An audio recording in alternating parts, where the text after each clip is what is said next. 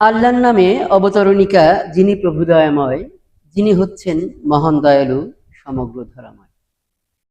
সুপ্রিয় সুধী, আপনারা লক্ষ্য করেছেন কিছুদিন আগে ভারত অধিকৃত কাশ্মীরের পেহেলগামে পর্যটকদের উপর দুর্বৃত্তকারীরা হামলা চালায়, যার জের ধরে বুধবার মধ্যরাতে ভারতীয় বাহিনী চোরের মতো পাকিস্তানের আজাদ কাশ্মীরে হামলা চালায়। এতে বেশ কয়েকজন বেসামরিক লোক হতাহত হয়। এই মুহূর্তে পাকিস্তান এবং ভারতের মধ্যে যখন এই অবস্থা, যুদ্ধাবস্থা, তো এই মুহূর্তে আমাদের কি করণীয়? আমরা বাংলাদেশি, আমরা ভারতের প্রতিবেশী, আমাদের কি করণীয় এই মুহূর্তে? আমাদেরকে সর্বাত্মক সজাগ থাকতে হবে, সর্বাত্মক প্রস্তুতি নিয়ে রাখতে হবে। জাতি, ধর্ম, বর্ণ, দল, মত নির্বিশেষে, পুরুষ রমণী নির্বিশেষে, বুড়ো জওয়ান নির্বিশেষে, ছাত্র ছাত্রী নির্বিশেষে সবাইকে সজাগ থাকতে হবে, সবাইকেই প্রস্তুত থাকতে হবে। আমাদের গায়ে পাড়া দিয়ে, আমাদের পায়ে পাড়া দিয়ে যদি কেউ ঝগড়া করতে চায় বা যুদ্ধ বাঁধাতে চায়, তো অবশ্যই আমাদের করণীয় হচ্ছে তাদেরকে প্রতিহত করতে হবে, আমাদের সজাগ থাকতে হবে, তাদেরকে প্রতিরোধ করতে হবে। কিছুদিন আগে আপনারা লক্ষ্য করেছেন আমাদের বাংলাদেশি ভাই বোনেরা, বিশেষ করে বর্ডার অঞ্চলে, তারা কি পারে তা দেখিয়ে দিয়েছে বিশ্ববাসীকে। ভারতের বিএসএফ তারা আমাদের বাংলাদেশি দুই ভাইকে ধরে নিয়ে গিয়েছিল, সঙ্গে সঙ্গে প্রতিশোধ। দক্ষিণ দিনাজপুর থেকে ভারতীয় দুইজনকে গামছা বেঁধে ধরে নিয়ে এসেছিল আমাদের সাহসী বাংলাদেশি ভাইয়েরা। সুতরাং আমাদেরকে ভয় দেখিয়ে লাভ নেই। আমরা প্রতিরোধ করতে জানি, নিজেদেরকে রক্ষা করতে জানি। আমাদের স্বাধীনতা, আমাদের সার্বভৌমত্ব আমাদেরকে ঐক্যবদ্ধ প্রচেষ্টার মাধ্যমে টিকিয়ে রাখতে হবে।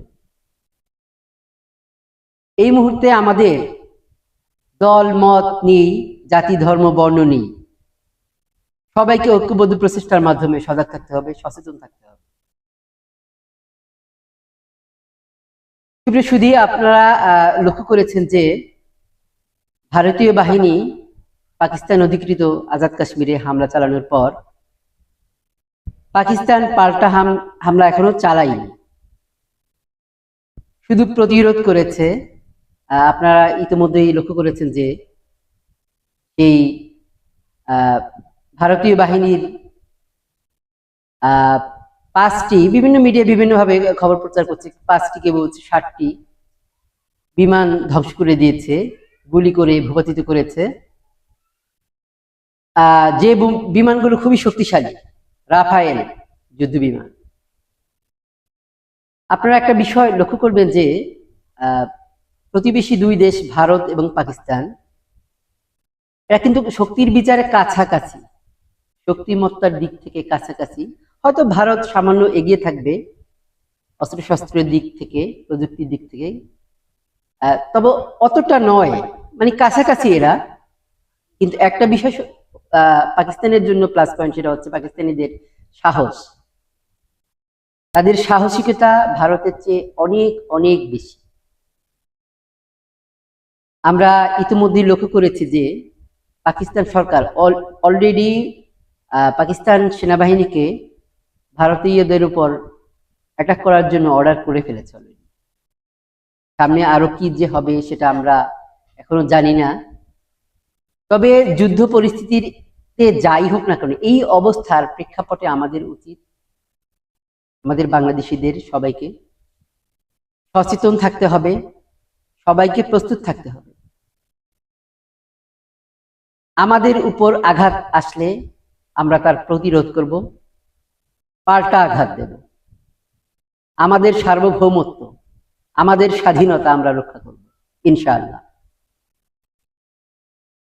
শুধু আমার মনে হয় কেন যেন মনে হয় যে গাজওয়াতুল হিন্দ, মহানবী সাল্লাল্লাহু আলাইহি ওয়াসাল্লামের সেই ভবিষ্যৎবাণী, গাজওয়াতুল হিন্দ একদম সন্নিকটে। এই গাজওয়াতুল হিন্দ নিয়ে অবশ্য অনেক আলেমদের মাঝে মতভেদ রয়েছে, মতানৈক্য রয়েছে। কোন কোন আলেম হাদিস গুলোকে কেউ বলে ধনী গরিব, গরিব হাদিস, ধনী হাদিস, দুর্বল হাদিস, সবল হাদিস। তো এইগুলো বাদ দিয়ে, দুর্বল হাদিস, সবল হাদিস, গরিব হাদিস, এগুলো বাদ দিয়ে আমরা প্রস্তুতি নিতে তো আমাদের দোষ নেই, তাই না?